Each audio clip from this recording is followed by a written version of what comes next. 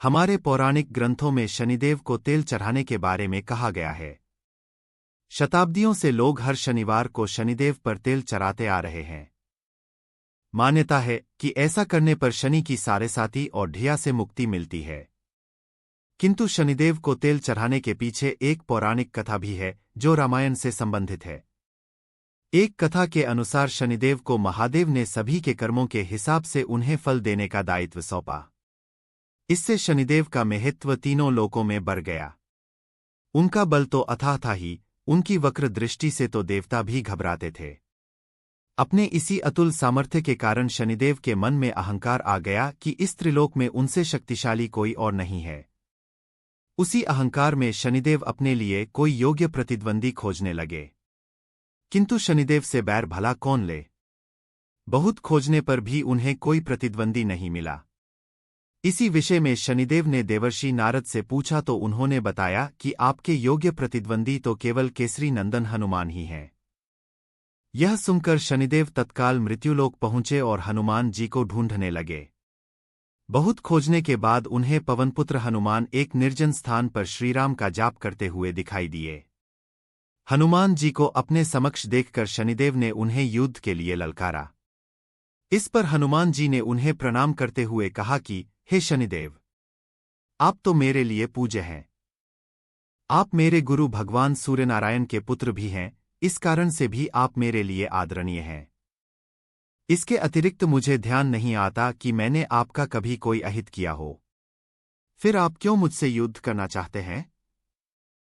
यह सुनकर अभिमान से भरे शनिदेव ने कहा, हे मारुति, मैंने सुना है कि इस संसार में आपसे अधिक बलशाली कोई और नहीं है। आपकी शक्ति के बारे में कई किंवदंतियां प्रसिद्ध है। जरा मैं भी तो देखूं कि वो किंवदंतियां सत्य है अथवा असत्य। मैंने तो सुना है कि आप युद्ध की ललकार कभी अस्वीकार नहीं कर सकते, फिर क्या कारण है कि मेरे युद्ध के आमंत्रण के बाद भी आप युद्ध को तैयार नहीं हो रहे? उनकी बात सुनकर हनुमान जी समझ गए कि दैवयोग से इस समय शनिदेव अहंकार के वश में हैं।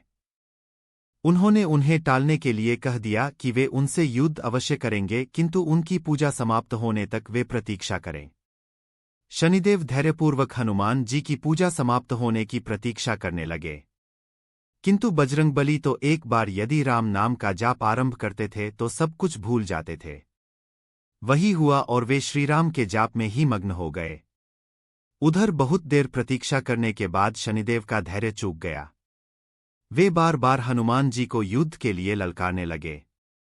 इससे हनुमान जी की पूजा में विघ्न पड़ने लगा और इसी से बचने के लिए उन्होंने पूजा करते करते ही शनिदेव को अपनी पूंछ में लपेट लिया। वो पकड़ इतनी शक्तिशाली थी कि स्वयं देवता होते हुए भी शनिदेव पीड़ा से कराह उठे। उन्होंने अपनी पूरी शक्ति लगा दी, किंतु वे हनुमान जी की पूंछ से मुक्त नहीं हो सके। इसी के साथ शनिदेव का अपने बल के प्रति अभिमान भी समाप्त हो गया। अब तो वे विनयपूर्वक हनुमान जी से स्वयं को मुक्त करने की प्रार्थना करने लगे, किंतु हनुमान जी तो श्रीराम की भक्ति में रमे थे, उन्हें और किसी चीज का ध्यान कैसे रहता। बहुत समय बीत गया और शनिदेव उसी प्रकार हनुमान जी की पूंछ में जकड़े हुए असहनीय पीड़ा भोगते रहे। बहुत काल बाद जब हनुमान जी का ध्यान भंग हुआ तब उन्होंने देखा कि शनिदेव तो अभी तक मेरी पूंछ में जकड़े हैं। उन्होंने तत्काल शनिदेव को मुक्त किया और उनसे इस विलंब के लिए क्षमा मांगी। इस असाधारण शक्ति के स्वामी होने के बाद भी हनुमान जी की विनम्रता देखकर शनिदेव बड़े प्रसन्न हुए। उन्होंने हनुमान जी को धन्यवाद कहा, क्योंकि उनके ही कारण शनिदेव के अभिमान का दलन हुआ। इतनी देर तक उनकी पूंछ में जकड़े होने के कारण शनिदेव के शरीर में असहनीय पीड़ा हो रही थी। उनकी पीड़ा हनुमान जी समझ गए और उन्होंने शनिदेव को तेल दिया, जिसके मर्दन से शनिदेव की पीड़ा समाप्त हो गई। तब शनिदेव ने हनुमान जी को कहा, घे महाबली, आज आपने न केवल मेरे अभिमान को भंग किया है, बल्कि मुझे इस असहनीय पीड़ा से मुक्ति भी दिलवाई है। मैं आपको वरदान देता हूं कि आपका जो कोई भी भक्त यदि मुझे तेल अर्पण करेगा, मैं उस पर अपनी कुदृष्टि नहीं डालूंगा। यदि कोई मेरी कुदृष्टि से पीड़ित हो तो आपकी पूजा करने से वो उस पीड़ा से उसी प्रकार मुक्त हो जाएगा जिस प्रकार आज आपने मुझे पीड़ा से मुक्त किया है। तभी से शनिदेव को तेल चढ़ाने की प्रथा आरंभ हुई। कहते हैं कि शनिवार के दिन शनि देव को तेल चढ़ाने से उनकी कुदृष्टि हम पर नहीं पड़ती। यही नहीं, शनिदेव को तेल चढ़ाने से हम स्वतः ही महाबली हनुमान की कृपा के पात्र बन जाते हैं। शनिदेव को तेल चढ़ाते समय उस तेल में अपना चेहरा देखने से हम पर जितनी बुरी शक्तियों का असर होता है वो समाप्त हो जाता है।